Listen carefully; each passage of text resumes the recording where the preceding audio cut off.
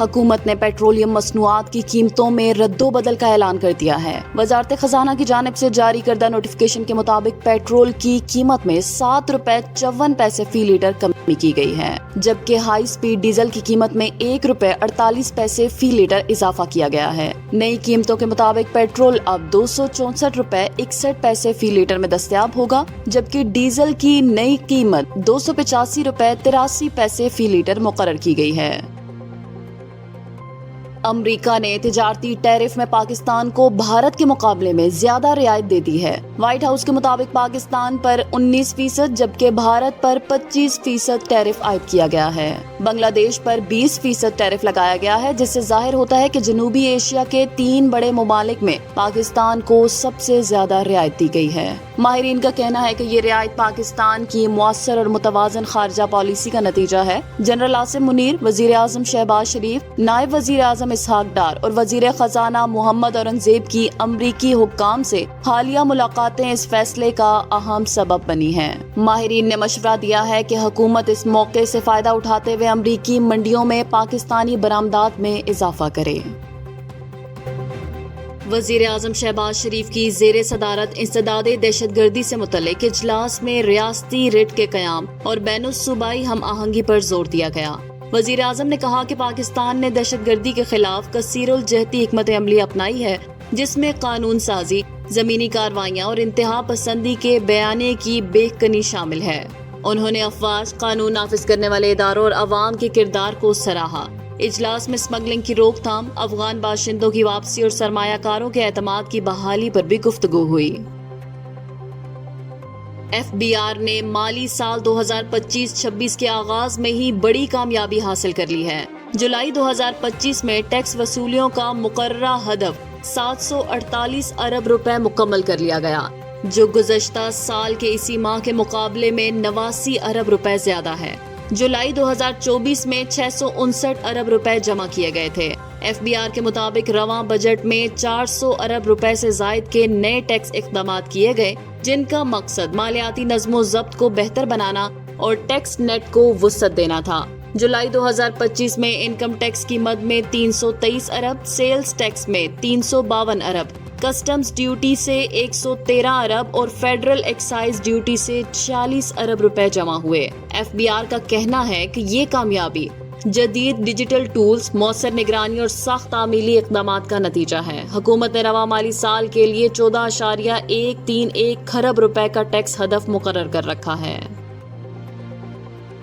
حکومت کی ہدایت پر ملک بھر میں یوٹیلیٹی سٹورز کارپوریشن کے تمام آپریشنز مکمل طور پر بند کر دیے گئے ہیں۔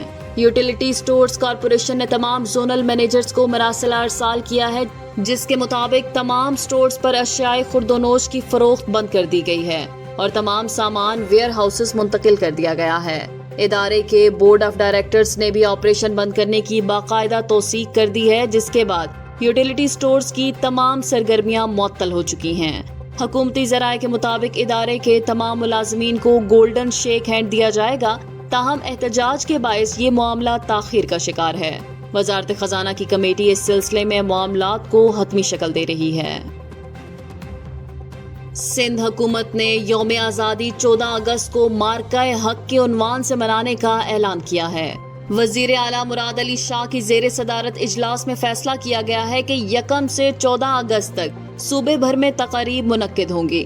تمام جامعات، اداروں، دکانوں اور گھروں کو قومی جذبے کے تحت سجانے کی ترغیب دی گئی ہے اور بہترین سجاوٹ پر انعام دیا جائے گا۔ 64 جامعات کے وائس چانسلرز کی شرکت سے ہونے والے اجلاس میں تعلیمی، ثقافتی، ادبی اور کھیلوں کی سرگرمیوں کا شیڈول بنانے کی ہدایات جاری کی گئی ہیں۔ وزیر اعلیٰ نے کہا ہے کہ مسلح افواج کی قربانیوں کو خراج تحسین پیش کرنے کے لیے تقریبات کو قومی وقار کے مطابق منایا جائے گا۔ علاوہ ازیں اجلاس میں ماحولیاتی بہتری کے لیے صوبے بھر میں شجرکاری مہم شروع کرنے پر بھی اتفاق کیا گیا۔ حکومت پنجاب نے پیٹرول موٹر سائیکل سے الیکٹرک بائیک پر منتقلی کی حوصلہ افزائی کرتے ہوئے 1 لاکھ روپے تک گرین کریڈٹ دینے کا اعلان کر دیا ہے۔ وزیر اعلیٰ پنجاب کے گرین کریڈٹ پروگرام کے تحت دسمبر 2024 کے بعد الیکٹرک بائیک خریدنے والے شہری ویب پورٹل پر رجسٹریشن کے بعد یہ رقم حاصل کر سکتے ہیں۔ گرین کریڈٹ پروگرام کی انچارج رضوانہ انجم کے مطابق رواں مالی سال میں 2000 موٹر سائیکلیں اور 250 گاڑیاں الیکٹرک پر منتقل کی جائیں گی، جس سے 8000 ٹن کاربن کم کرنے کا ہدف ہے۔ ابتدائی 50,000 روپے بائک کی تفصیلات اور آن گراؤنڈ تصدیق کے بعد، جبکہ باقی 50,000 روپے 6 ماہ میں 6000 کلومیٹر سفر کی شرط پر دیے جائیں گے۔ تاہم حکام نے واضح کیا ہے کہ پرانی بائک میں صرف موٹر اور بیٹری لگوانے پر یہ رقم نہیں ملے گی، بلکہ نئی الیکٹرک بائک خریدنا ضروری ہے۔ پاکستان نے امریکہ کے شہر فلوریڈا میں کھیلے گئے پہلے T20 میچ میں ویسٹ انڈیز کو 14 رن سے شکست دے کر 3 میچوں کی سیریز میں 1-0 کی برتری حاصل کر لی ہے۔ شائع ہوپ نے ٹاس جیت کر پاکستان کو بیٹنگ کی دعوت دی، جس کا گرین شرٹس نے بھرپور فائدہ اٹھایا۔ سائم ایوب کی 57 رنز کی دھواندار اننگز کی بدولت پاکستان نے 6 وکٹوں پر 178 رنز بنائے۔ فخر زمان، حسن نواز اور فہیم اشرف نے بھی اہم کردار ادا کیا۔ جواب میں ویسٹ انڈیز نے جارحانہ آغاز کیا، مگر پاکستانی بالرز نے میچ کا رخ موڑ دیا۔ محمد نواز کی شاندار بالنگ نے ویسٹ انڈیز کی بیٹنگ لائن کو باندھ کر رکھ دیا، انہوں نے 3 وکٹیں حاصل کی۔ سائم ایوب نے گیند سے بھی کمال دکھاتے ہوئے 2 وکٹیں حاصل کی، جبکہ شاہین افریدی اور سفیان مقیم نے 1-1 وکٹ حاصل کی۔